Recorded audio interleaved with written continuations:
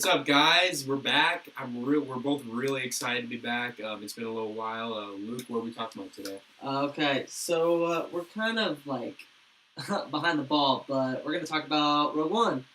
By now, hopefully everybody watching this video has seen the movie, so there's not going to be a lot of spoils and stuff like that.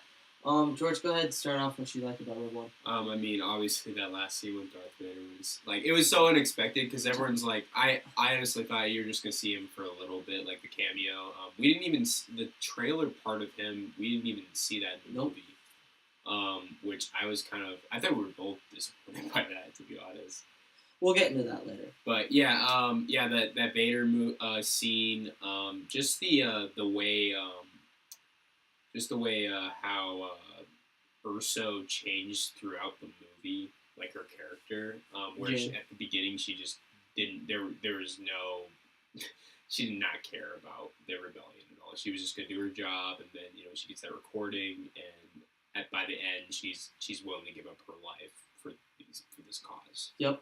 But I mean, you all know me if you've seen our videos. I obviously was loving the fact that Vader was going to be in this movie, and gonna be honest with you, the first time I saw like the last scene, I kind of teared up a little bit just because that's really what I wanted to see from Vader.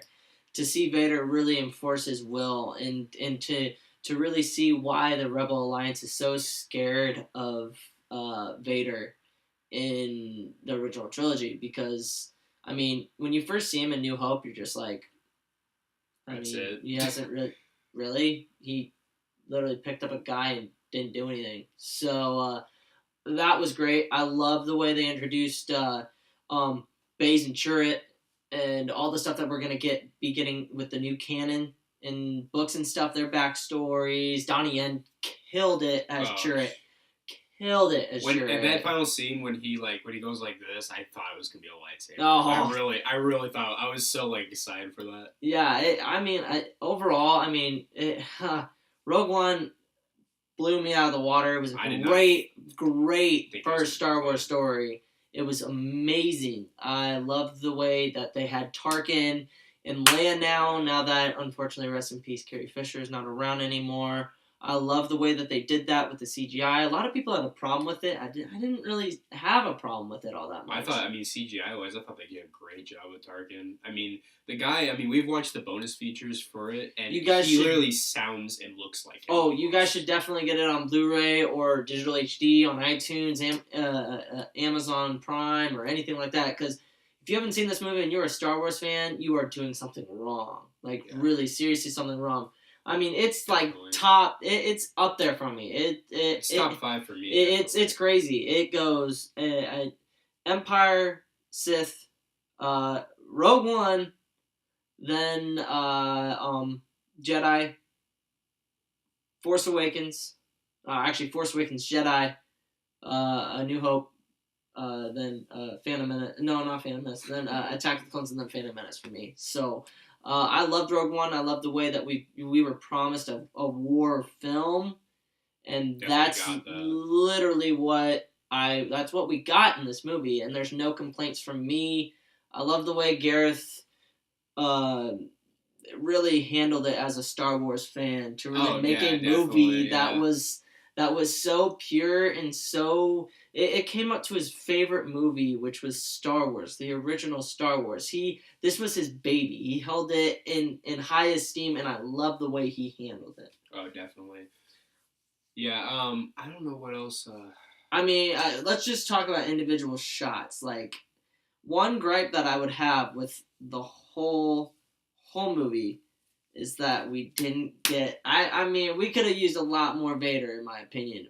But I understand why they didn't have him full on, because if he's the villain, we know he's not going to die. Like, you have to have somebody else that is going to be that figure that somehow does not survive.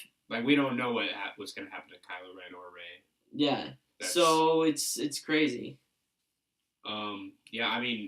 The freaking I like how they have like the worlds, and like if you really pay attention to the movie, they always have what world they're on. Like Wabani and the one planet they did not do it, and it's because they knew people would understand what planet they were on, was Mustafar. And Mustafar was great. Oh, that was the greatest entrance in like explaining the way Vader, what Vader's like in between 3 and 4, because he just comes out and is like, what are you doing here? Like, why am I even talking to you? Like, you're beneath me. Like, that's how he treats all the officers in the Empire, and that's why they hate him so much. And he actually doesn't, up to New Hope, he doesn't have any position.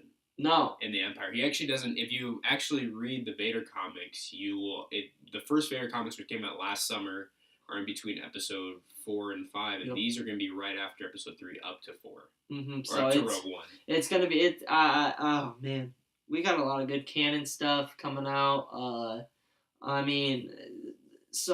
Rogue One was definitely, if you did not see Rogue One and you are a Star Wars fan, you really need to rethink your fandom, I guess, a little bit. But it's a great way to start off your spin-off films, because now it gets everybody thinking like, oh, these spin-off films are going to be. I mean, look at Rogue One. Look what it did. The success was so crucial for this movie. It was for all the other movies. It ended up being like top 10 in grossing of all time. And like me and Lucas had this theory that because we had a recently we still have to finish our marathon, but we had a marathon of all the movies on May the 4th and a little bit on the 3rd.